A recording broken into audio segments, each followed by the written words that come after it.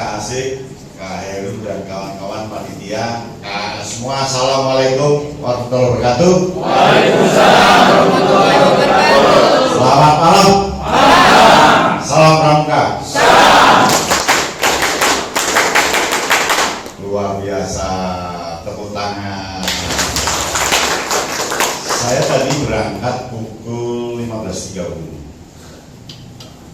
Macetnya di Surabaya ketika jalan Kembang Syukur ke timur, lalu macet lagi di menjelang Sampang. Ada jembatan yang Bayu Sampang ya, menjelang kota Sampang. Ya, betul. Lama betul ya. Sering nih. Semakin malam semakin macet. Semakin malam semakin macet. Belum tentu. Belum tentu. Kalau siang nggak macet, kalau malam macet. Ya besok pulang dampingnya. Dia pulang sore dia. Besok itu pukul 9 sampai 11 seminar dalam rangka Munas, jadi pembicara Zoom, tapi Zoom. Kemudian siangnya ke Pajat, sorenya, malamnya diminta ke Jombang, ke Noro Wonosalam.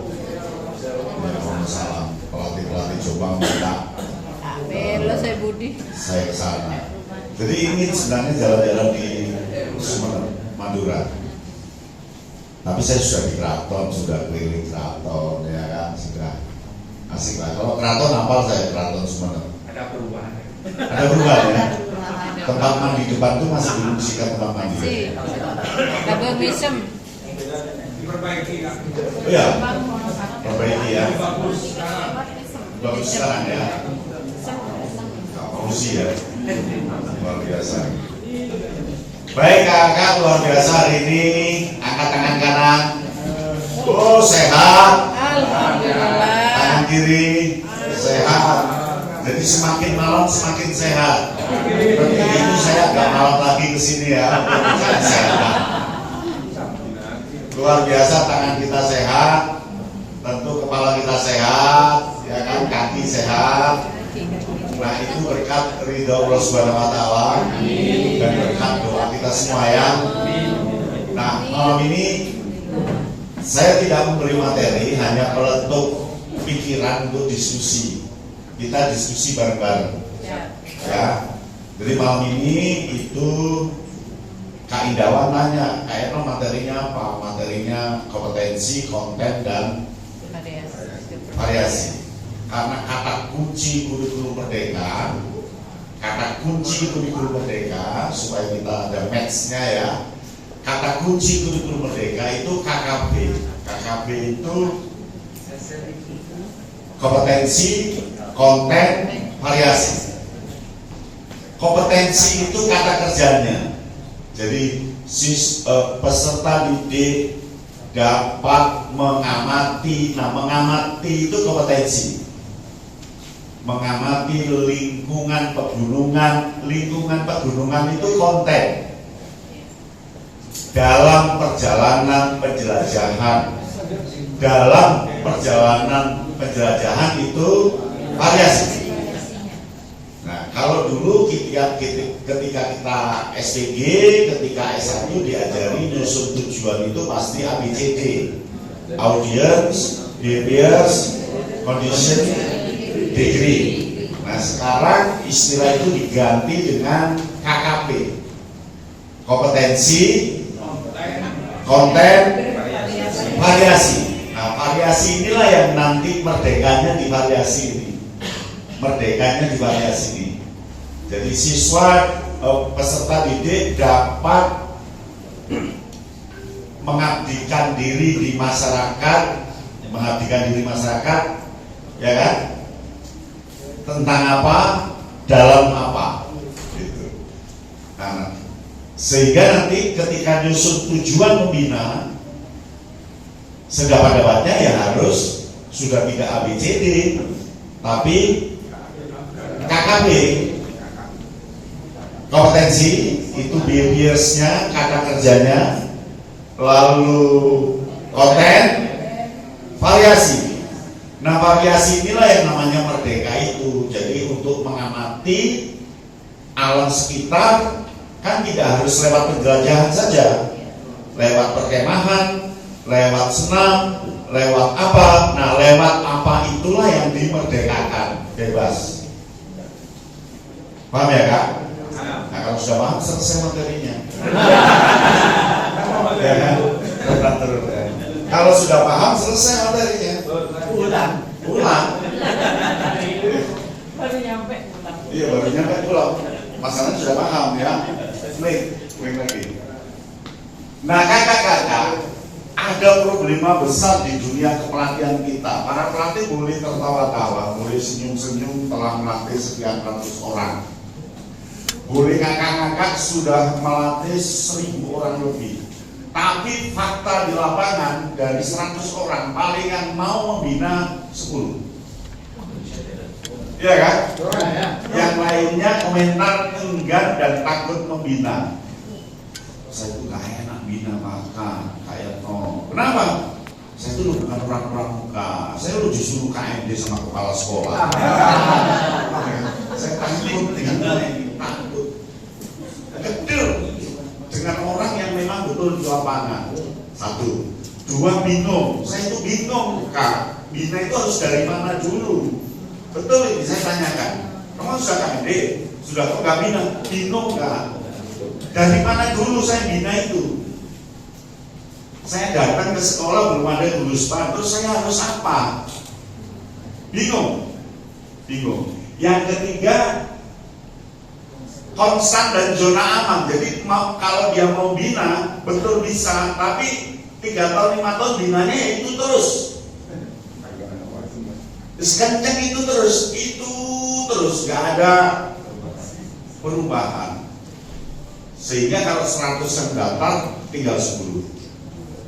100 yang daftar tinggal 10.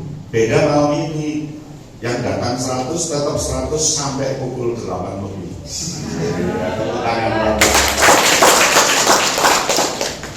Nah, yang ketiga, yang keempat minder.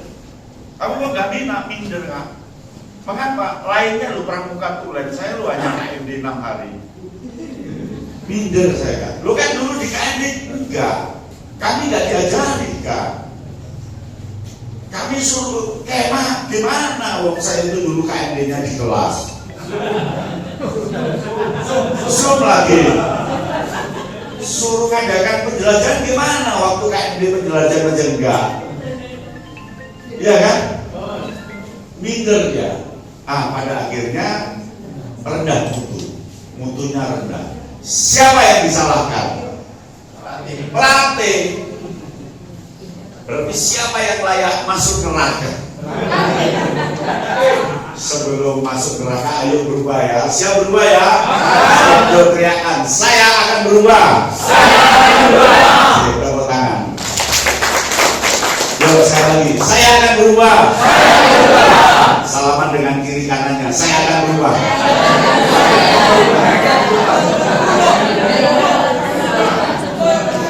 Minimal berubah. Minimal kembali ini ya.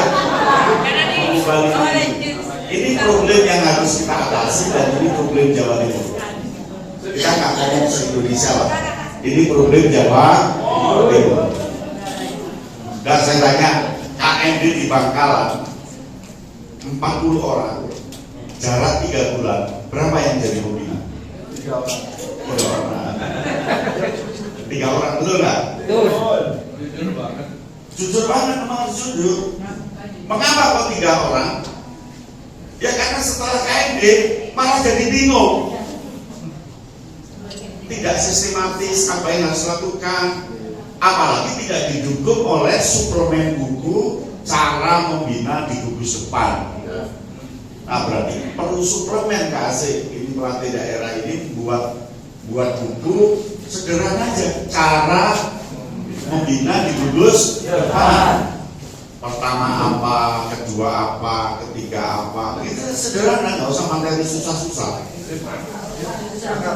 Iya, nggak usah susah-susah. Balik lagi. Nah sekarang apa problema pelatih? Saya nggak berani ngomong. daripada saya dicegat di tengah jalan ya. Silakan direfleksikan sendiri apa problem pelatih kira-kira. Nggak punya pangkalan. materi. Nggak punya pangkalan. Gak punya pangkalan, wis jujur aja lah, apalagi males, Materi. Saya kan satu materi. gak ada HR-nya, Kelas 1. ya kan terus apa lagi? Saya kan sudah pelatih. Kurang aktif. Tidak mau berubah, Kurang aktif. merasa dicoba oleh WhatsApp, apalagi? Ya sudah, silakan diomongkan sendiri, nggak saya tulis di sini. Lanjut. Nah, maka pelatih unggul itu kompetensi, konten, variasi harus satu keranjang. Paham ya Kak? Jadi kompetensi itu kata kerjanya,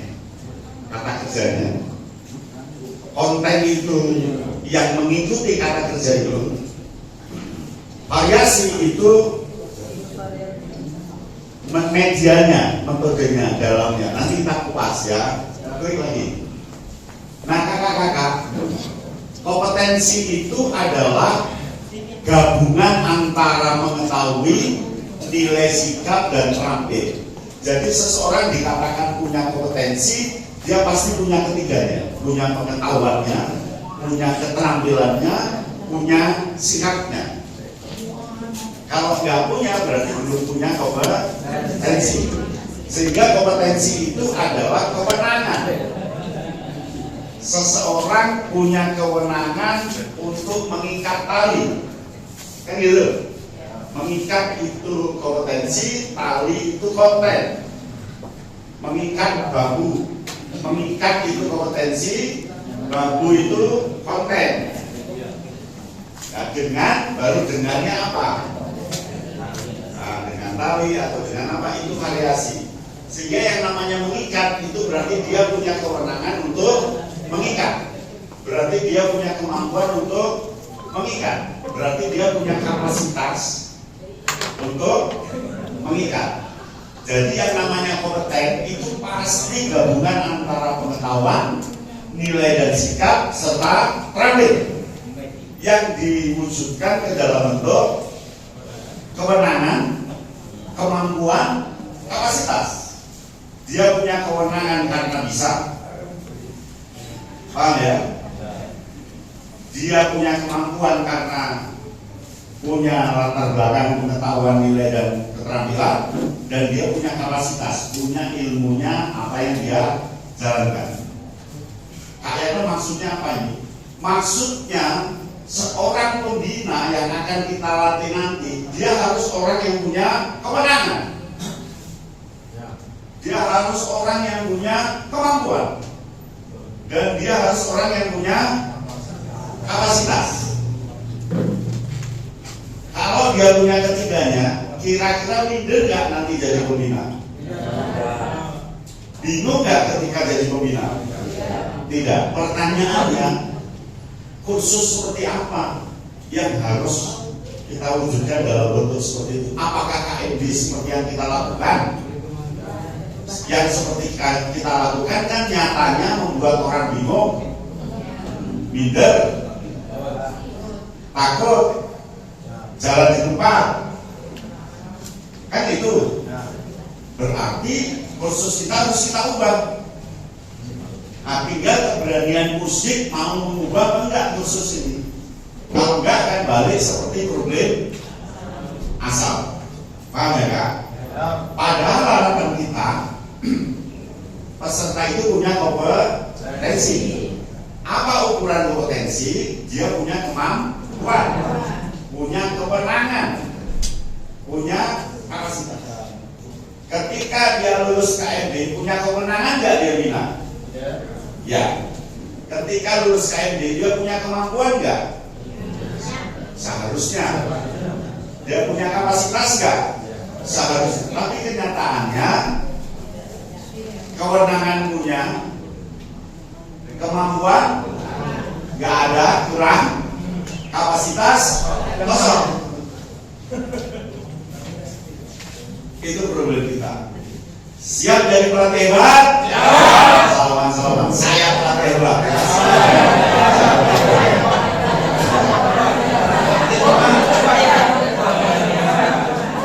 Kali. Nah, wujud kompetensi, kewenangan, kapasitas, kemampuan tiga tadi itu ada wujud rendah dan wujud tinggi. Wujud rendah manakala peserta KMD atau KNR dia hanya bisa menjelaskan, tapi nggak bisa merumuskan, melakukan. Dia hanya bisa memaparkan, artinya meneruskan materinya yang dia terima di dalam kelas KMD. Dia hanya bisa mengidentifikasi, tapi kemampuan tingginya enggak. Peserta KMD-nya lulus nggak bisa merumuskan program, nggak bisa merumuskan cara membina, lalu nggak bisa menerapkan, dan nggak bisa mengkreasi. Hasilnya problem yang pertama tadi. Halo. Siap berubah? Saya pelatih hebat. Tepuk tangan.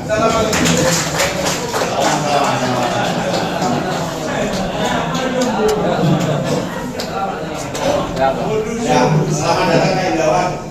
Macet tadi ya. Iya. Selamat datang kami ucapkan.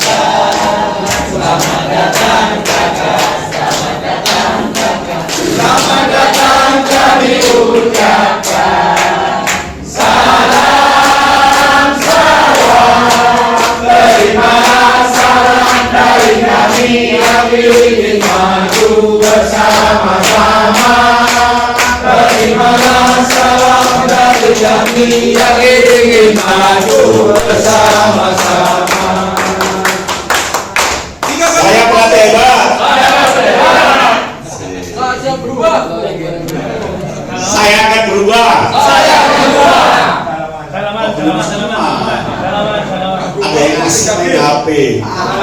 Saya akan berubah. Salaman. Saya akan berubah.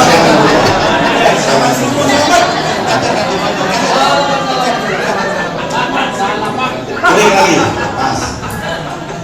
Nah. Halo. Sebenarnya ketika seorang pembina lulus dari KMD dan KNL, seharusnya dia harus berdampak. Betul kan? Mengapa harus berdampak? Karena dia punya pengetahuan. Percuma 6 hari dia nggak punya pengetahuan, karena dia punya kebiasaan. Percuma 6 hari kursus kalau nggak bisa. Karena dia punya solusi untuk memecahkan sesuatu ketika nanti bina, karena berproses di 6 hari. Karena dia bisa mengkreasi, karena diajari. Tapi kenyataannya kok malah problem nomor 1 tadi. Yang salah siapa? Pelatih. Yo salaman, maafkan saya. Siap salam. Siap salam. Maafkan saya. Siap salam. Siap salam. Siap salam. Halo. Jadi kompetensi itu bisa diukur. Kompetensi itu harus ada dampak perubahan. Kompetensi itu harus dampak, fungsi, dan manfaat. Sehingga kursus yang kita alami, karena problem yang slide pertama tadi, maka terjadi relapse. Relapse itu penyakitnya pelatihan. Ya, habis pelatihan selama 1 bulan masih ingat, tapi begitu 3 bulan lupa. Sehingga pegawai negeri yang paling banyak pelatihannya negara Indonesia. Yo, 1 orang bisa 30 pelatihan nggak sampai pensiun itu. Tapi lupa terus. Itu namanya relapse. Untung saja di Pramuka setelah KMD lupa, nggak boleh KMD lagi. Andai boleh KMD lagi, wah, banyak itu. Remedi. Siapa yang sudah pensiun dari pegawai negeri? Coba dihitung berapa pelatihan yang pernah diikuti selama menjadi pegawai negeri. Ada 30? Hampir lebih. Dan dari 30 ingat semua isi pelatihannya? Masih terjadi relapse. Relapse itu lupa, hilang, blank, ya kan? Jangankan itu dokter aja sudah pelatihan cara sehat malah dokter sakit, ya kan? Petani pelatihan bagaimana menanam padi yang hebat, begitu tanam yang banyak, gagal panen. Guru tiap kali dilatih begitu ngajar ya muridnya nggak nambah-nambah pinternya, termasuk dosen dilatih ya tetap balik, iya kan? Yang penting kita punya usaha ya, kita harus berusaha, betul? Klik lagi mas. Nah, indikator kompetensi seseorang jika dikatakan punya kompetensi bisa dilihat pengetahuannya nyantol nggak? Biasanya ini lewat evaluasi.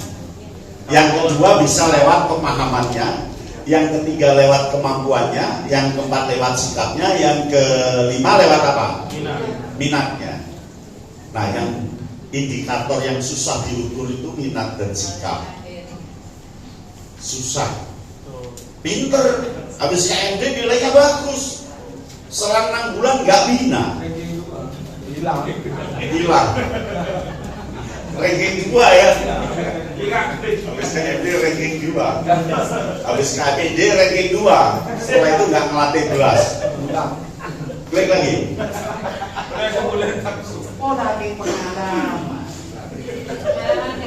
Baik, faktor yang mempengaruhi kompetensi. Satu, keyakinan. Dia yakin ikut KMD itu nanti jadi pimpinan apa enggak? Rata-rata enggak yakin, karena disuruh kepala sekolah, ya kan? Karena enggak enak, butuh sertifikat. Yang kedua, terampil dan seterusnya. Inilah ya, klik lagi. Nah, sekarang konten. Apa konten itu? Konten itu substansi, esensi, formula, eksistensi, aktualisasi. Jadi kalau nanti kompetensinya membedakan metode kepramukaan dalam permainan, itu berarti namanya apa? KKP. Ya, contoh kalau saya sebut kata kerjanya sebut kompetensi gitu ya. Membedakan metode kepramukaan konten dalam permainan. Oke. Paham ya? Mengidentifikasi prinsip dasar melalui majalah dinding. Pinter-pinter ya. Mendirikan tenda dalam sebuah perlombaan. Mendirikan kompetensi tenda konten, terus dalam perlombaan variasinya. Artinya yang bisa diubah-ubah variasinya dalam perlombaan, dalam latihan sore, dalam persami, dalam apapun perkemahan itu yang